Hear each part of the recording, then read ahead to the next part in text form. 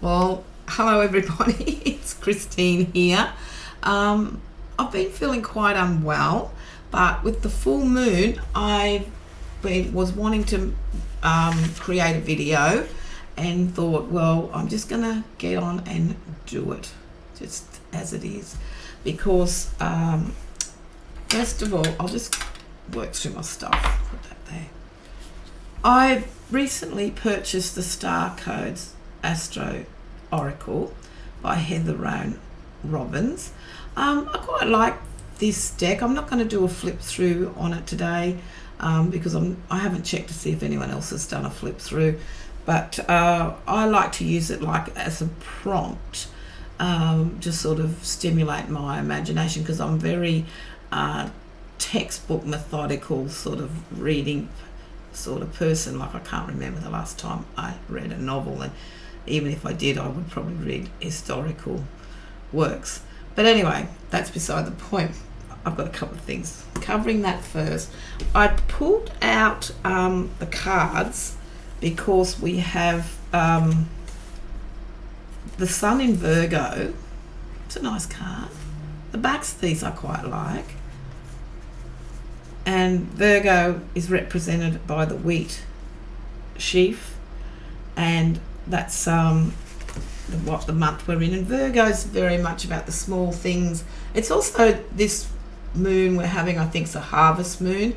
I'm sort of grappling with the seasons because I'm in subtropical Queensland, and it's just sort of, we have more seasons. I think we have 5, and I know astrology and tarot and various things, because they're done in the northern hemisphere, all pertain to the seasons of the north, and I get that, I respect that, and I grew up with that. I can remember being in early childhood schooling and having to learn religiously that there were 4 seasons, and which ones you wore a raincoat and which ones you had your swimming togs on and stuff like that. But that was because we learnt, if you like, northern hemisphere material.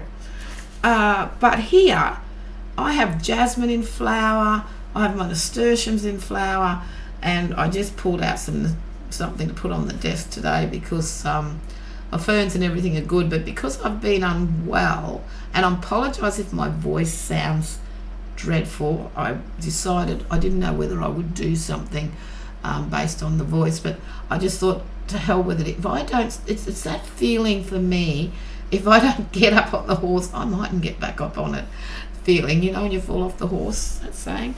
And getting back to where I was, this beautiful Starcode's Astro, Sun in Virgo, small things, doing little things, the little things we do each day, good times for sort of sorting, doing lots of things. It's a very earth energy, and we have our Pisces moon, and I was very inspired by Martin's musings on journaling, and I'm sort of going through a bit of a time where I'm helping some young people learn astrology. I can see the benefit of young people knowing very simple life tools, if you like, be it tarot and astrology, just to, in a sense of, let's use these tools to maybe look at a situation from a different angle.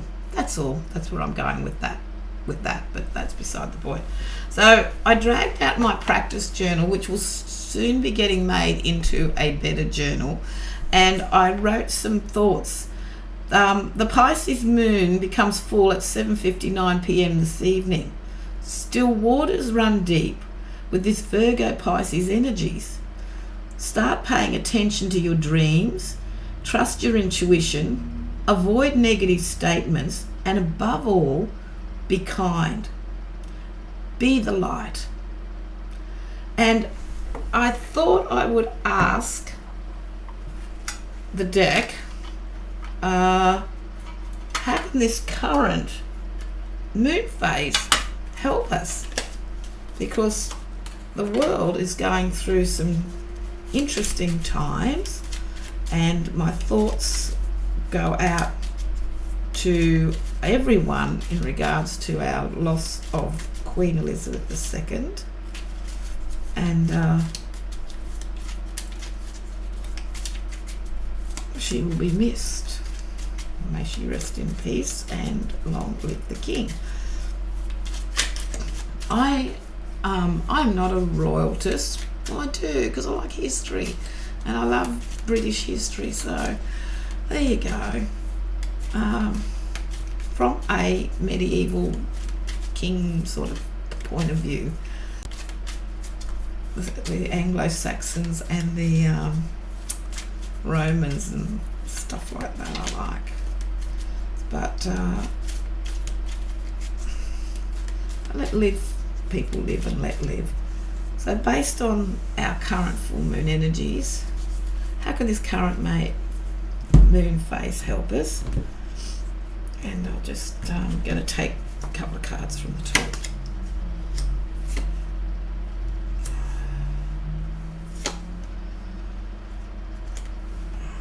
It can help us to realise that by releasing things that we feel bind us and things that aren't useful to us, things that have been holding us back and aren't making us resourceful, whatever is making us or yourself as an individual or as a collective not be resourceful, be that various temptations, various feeling we're stuck in situations we can't move on from, to be able to release that and be able to let go and walk away and be able to be with like-minded people and supportive people and not or support others. This moon phase can help us. That is the way we find that we can move forward and life can give us a second chance, because this is the card of second chances.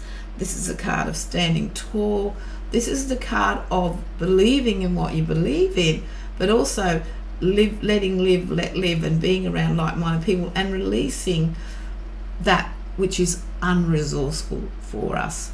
As I said, be that an addiction, a craving, like a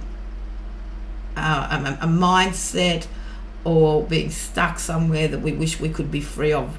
Release that ourselves from that, and then be around people that can be supportive, or us to support someone that may be wanting to let go and move on from something. Then we rise up.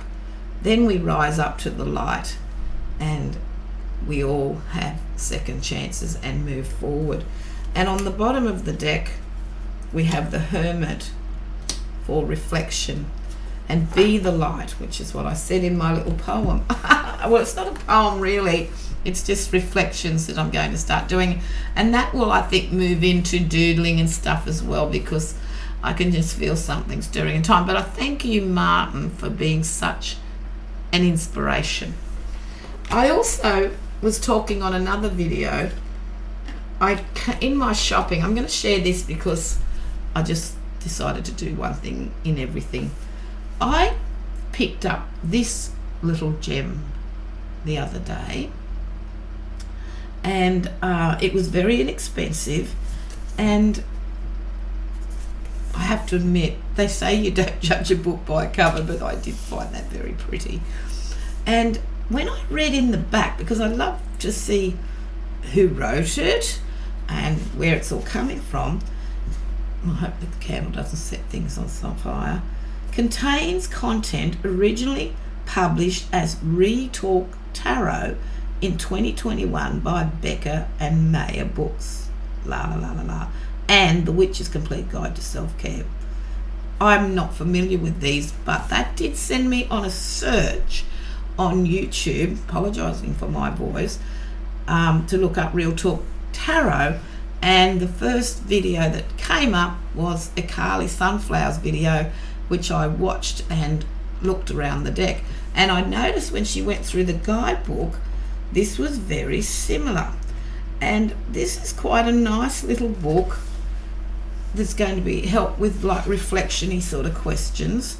The cards themselves, I'm not sure where the cards are from. If someone knows, please help me. They do give a wonderful little blurb that explains the card just like everything else does. But what I did like about this little book, well, it's not a little book, what feelings does this card invoke in you? Are you a free spirit, impulsive, or the life of the party? How do you feel about risks? Are there times when you feel better taking them? Is there something new or risky that lies ahead of you? Think about a time you took a risk or started something new that worked out. What did you learn from that experience that you can apply to what lies in front of you? And then if you are into reversals, or you want to read the reversal side of the cards, the reversal can have you exploring thoughts. Are you proposing to leap too far? Don't be rash. The reversal leaps without awareness and so can become the literal idiot, sabotaging his changes due to desperation and irrationality. And the whole book does this. And I thought, what a wonderful, wonderful tool to be able to blend in with the work I'm wanting to do between the sun and moon work and blending with the tarot. And I just sort of thought, gee, there is some truth in saying books find us. But this book looks lovely on my coffee table. If any of you have used this book, I would love to hear your thoughts, and I look forward to seeing you on the next video. Thank you for watching. Bye for now.